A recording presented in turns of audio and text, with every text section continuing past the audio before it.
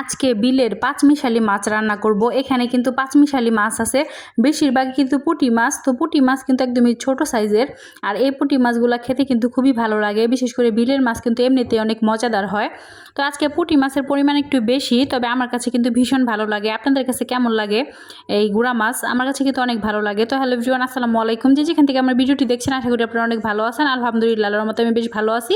তো এখানে আসলে গুড়া মাছ রান্না করার জন্য আলু কেটে নিয়েছি, আর এখানে কাঁঠাল বিচি আছে। তো কাঁঠাল বিচিগুলো খুব সুন্দর করে কিচি কিচি করে কেটে নিয়েছি। তো আজকে এগুলো দিয়েই গুড়া মাছ রান্না করব, মানে গুড়া মাছ চচ্চড়ি করবো আর কি। এখানে সব কিছু একসাথে দিয়ে দিলাম, পেঁয়াজ, কাঁচামরিচ, আর সাথে অল্প একটু আদা আর জিরার পেস্ট দিয়ে দিলাম।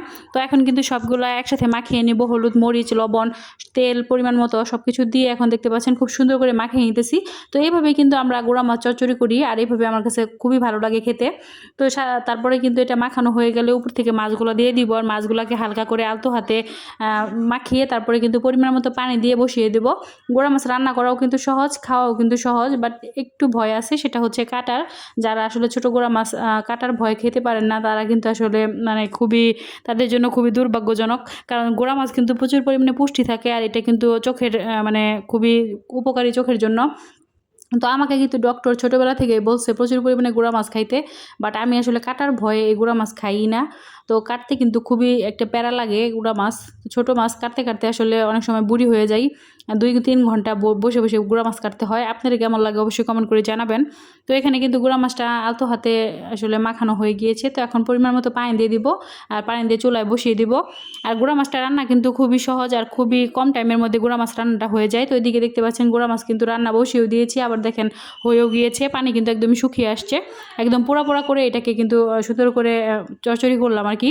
তারপরে কিন্তু তরকারি রান্না করবো, আর তরকারি রান্নার জন্য এখানে কিন্তু দিয়ে নিয়েছি ভেন্ডি, আর এখানে পেঁপে। তো পেঁপে আর ভেন্ডি দিয়ে আজকে রান্না করব সরপুঁটি মাছ। তো এখানে কিন্তু পেঁপে আর ভেন্ডিটাকে খুব সুন্দর করে ধুয়ে নিলাম। তারপরে কিন্তু এই যে সরপুঁটি মাছ, এটাকে কিন্তু হালকা করে ভেজে নেব, হলুদ, মরিচ আর লবণ মাখিয়ে নিলাম। তো এদিকে কিন্তু পেঁয়াজ আর কাঁচামরিচ আর সাথে একটু পরিমাণে রসুন, সেটাকে ভেজে নেব। তো ভেজে নেওয়ার পরে এখানে কিন্তু হলুদ, মরিচ, লবণ সব কিছু দিয়ে দিলাম। তো এটাকে মশলাটাকে এখন খুব ভালোভাবে কষিয়ে নেব। তো এখানে কিন্তু অল্প একটু আদা আর জিরার পেস্ট আমি প্রত্যেকটা তরকারিতে দিয়ে থাকি, সেটাই দিয়ে দিলাম। তো তারপরে কষানো হয়ে গেলে কিন্তু এখানে পেঁপে আর এইটা দিয়ে দিলাম, ভেন্ডিটা দিয়ে দিলাম। তো এটাকে এখন খুব ভালোভাবে মিক্স করতে হবে, আর ঢাকনা দিয়ে ঢেকে দেবো। এটা কষানো পর্যন্ত অপেক্ষা করবো। আর ওইদিকে কিন্তু আমার মাছটা ভাজা কমপ্লিট হয়ে গিয়েছে। তো এদিকে কিন্তু যখন তরকারিটা কষানো হয়ে গিয়েছে, তখন কিন্তু পরিমাণ মতো ঝোল দিয়ে দিয়েছিলাম। ঝোল দেওয়ার পরে কিন্তু দেখেন তরকারিটা কিন্তু প্রায় হয়ে গিয়েছে। এই যে দেখতে পাচ্ছেন কালারটা। তো আজকের ভিডিওটি এই পর্যন্তই। সকলে ভালো থাকবেন, সুস্থ থাকবেন। আল্লাহ হাফেজ।